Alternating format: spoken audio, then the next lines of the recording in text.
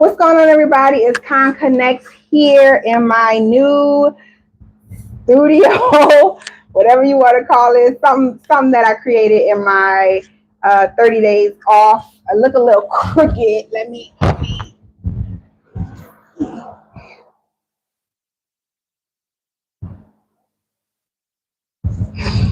Okay. I think I was a little crooked there. But what's going on, everybody? It's Conconnects. I am so excited. This is my first time doing my live in my pre-made studio that I created in the 30 days that I took off for the month of April. So I am just trying to pull up my stuff so I can look at you guys' questions. There we go. My stuff so I can look at you guys. Okay, there we go. All right, we good to go now. What's going on, everybody? I'm so excited to be in this little studio area. Today we're going to talk about, if you got my email, you know what we're talking about. Today, we are going to be going over solicitation documents. Now, if you guys are following me, if you're following my May email madness, I am teaching you all the steps to walk through for submitting a proposal at the end of the month. So I'm not going to tell you what number email, but every email you're going to get a step to submit, okay? The first email you got was to find a solicitation. I hope y'all found that solicitation because we will be working on that solicitation throughout the month. Yesterday, I believe you guys got an email about breaking down the document. So that's what we're going to talk about today. And of course, if you guys got questions, go ahead and put the questions in the comment. As a matter of fact, if someone can just respond or just say hey or something in the comments so I can make sure I see it, because I'm on my phone, but I'm looking on my computer for the comments. Somebody just put hey or say something in the comments so I know that I can read it or that you can see it. That'll be great. I would appreciate it. But we're going to go over the documents of a solicitation. So yesterday's email was about getting the solicitation. We're going to go over the documents that you need, and I'm kind of relate to the email and break down the documents that you need to look for in a solicitation. So if someone could please, why do I have to keep asking y'all this? Somebody please say something in the chat so I know the chat is working properly so I can answer y'all questions accordingly. If you can't hear me, say something so I know. I don't want to be going live and y'all can't hear anything. So somebody just put something in the chat. I'd appreciate it so I know that you guys can hear me and I can read your questions. So I'm waiting.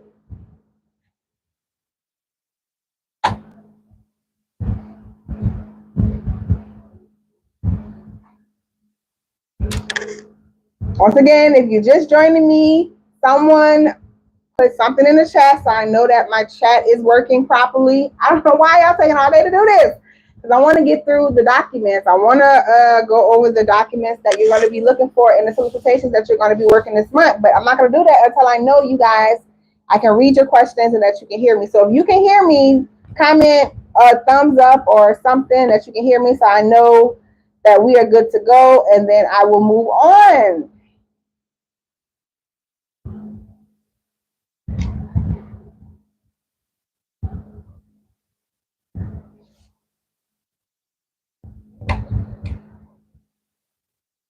I hope you guys aren't driving. Well, maybe if you are driving, that's fine as well. But I need someone to comment in the comments so I know that I can read your comments, y'all. I'm about to get off. Y'all making me bad. Comment something in the comments so I know that you hear me and that I can read your comments. And we're going to get into going over the documents for a solicitation.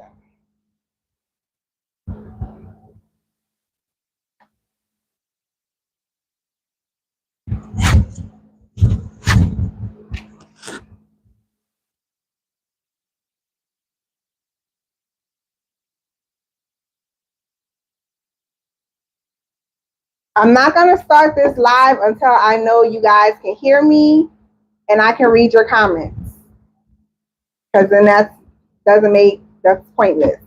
So go ahead and hit the comments so that I can know that you're there, that I'm reading your comments, that you guys can hear me properly, and we can get started on how to do the documents in a solicitation, how to break down the documents in a solicitation. So somebody comment hey or something in the comments so I know that my comments are working.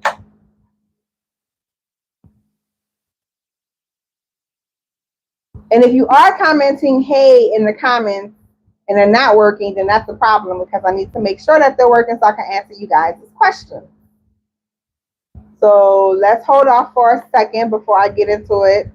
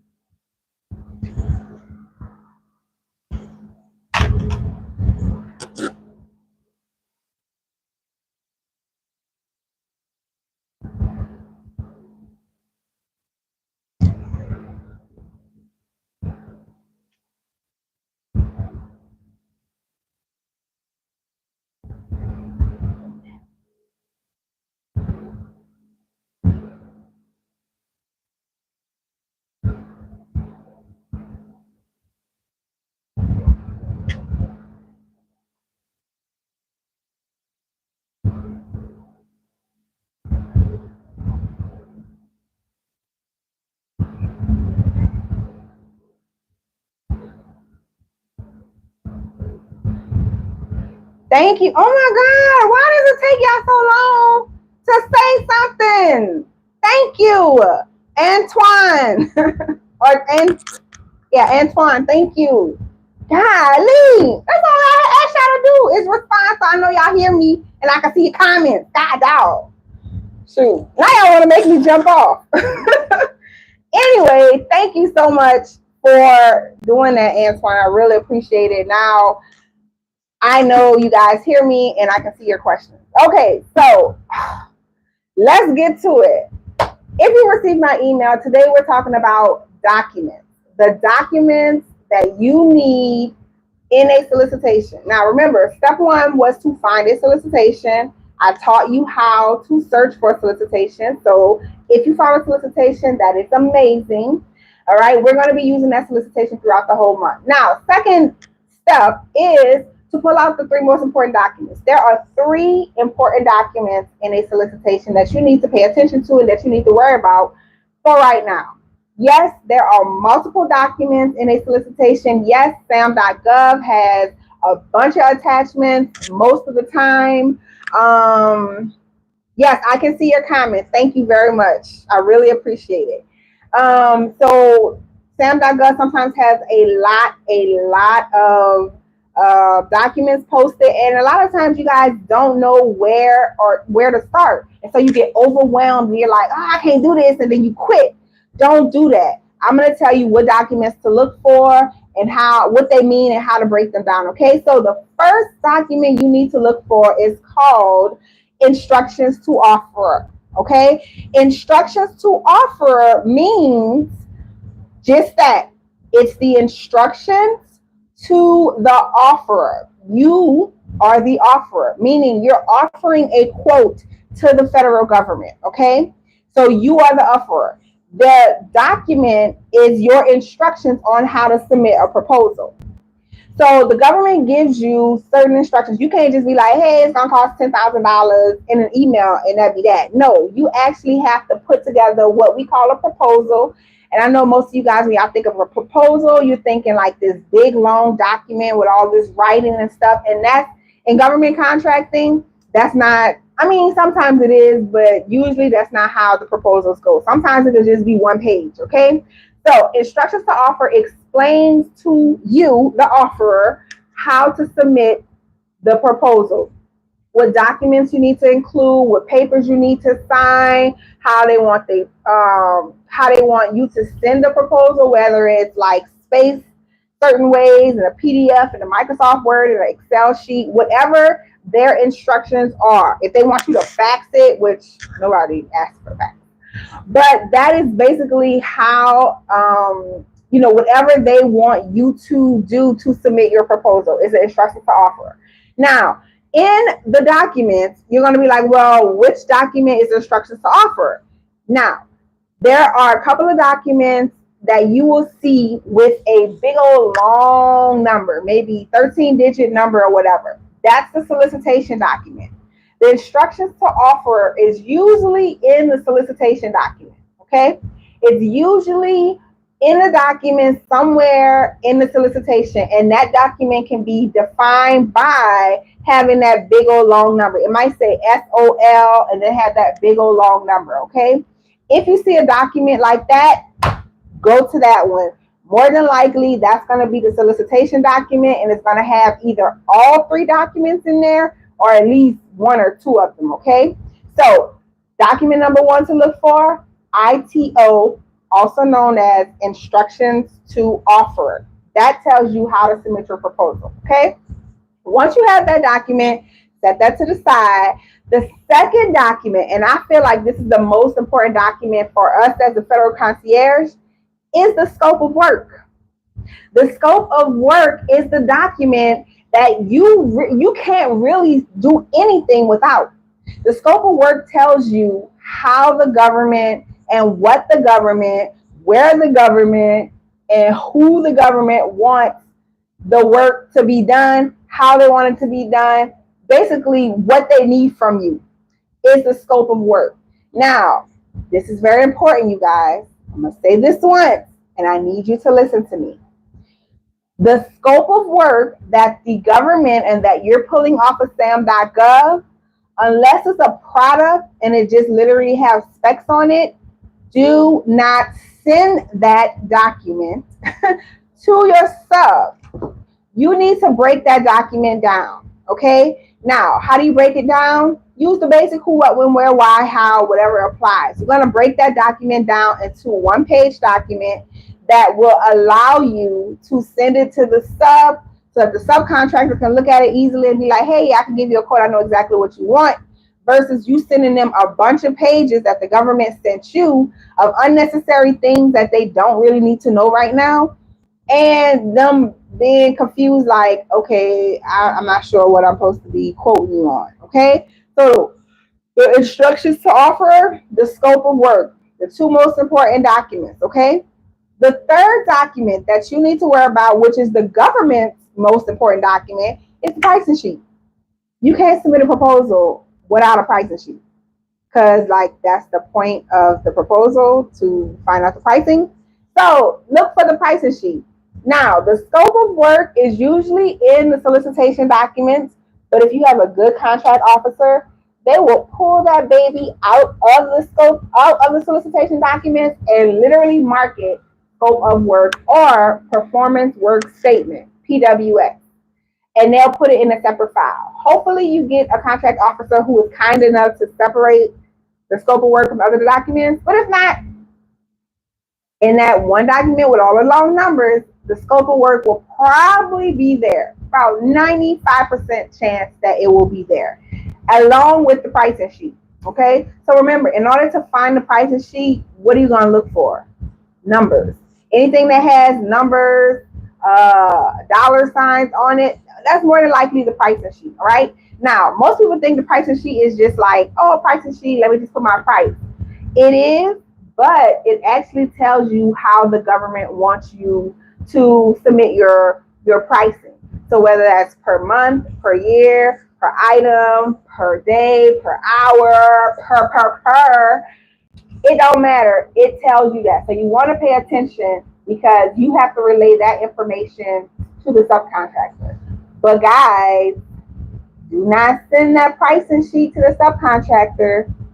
Please do not do that.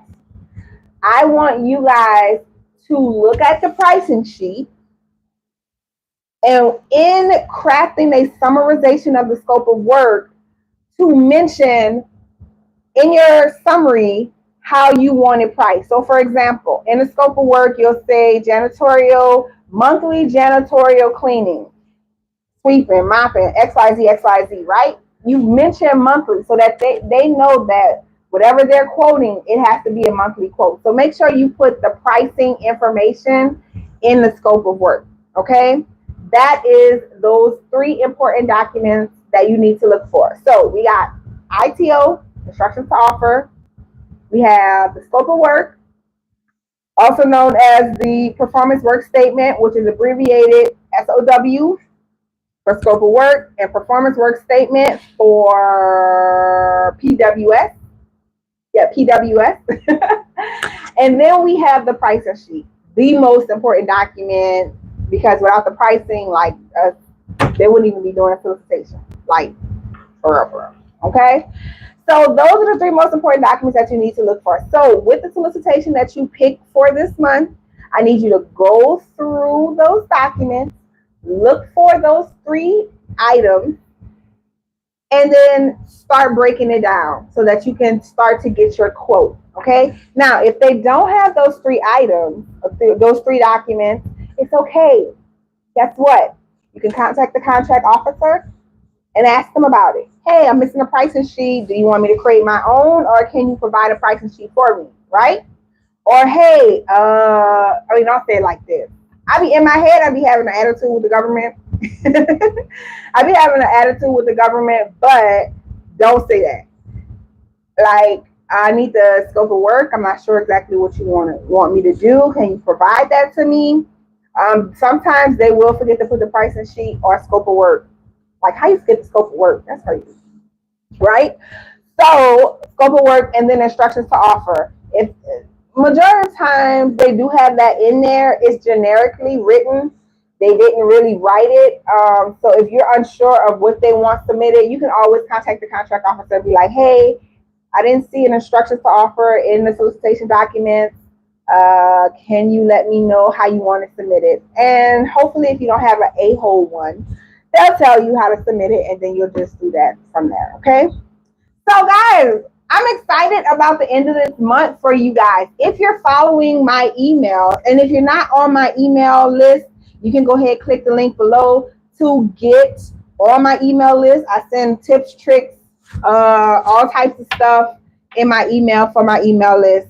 But this month we are teaching you guys, I am teaching you, who is me? I am teaching you how to submit a proposal if you're following my emails, okay? All right, guys. So if you have questions about anything that I've talked about, anything government contracting, what is a federal concierge, now I'm leaving the floor open to you. Go ahead and put your questions in the comments if you have any. Y'all know I like to keep my lives short, so about 20 minutes in my lives. If you have a question, if you are following me all this month to submit your proposal, I want to know about it. Go ahead and put it in the comments. Also, on Saturday, I will be having my free masterclass from 0 to 6 figures, how I became a federal concierge. If you have not attended that, you can go ahead and click the link below and register for that as well. Okay? So, do we have any questions? If not, y'all know I'm quick to jump off. Antonio, once again, Antoine, sorry. Once again, thank you for posting in the comments that you heard me since nobody else wanted to. I appreciate that.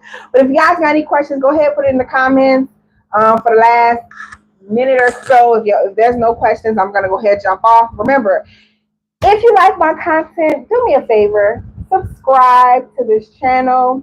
I am on TikTok, but I'm no longer on TikTok. I'm trying to build my YouTube following. So go ahead, like, share this video, comment your questions below, because I will answer your comments if I see any later on, in a week or whatever. And then make sure to subscribe and like this channel and this video so I can get my credit, okay?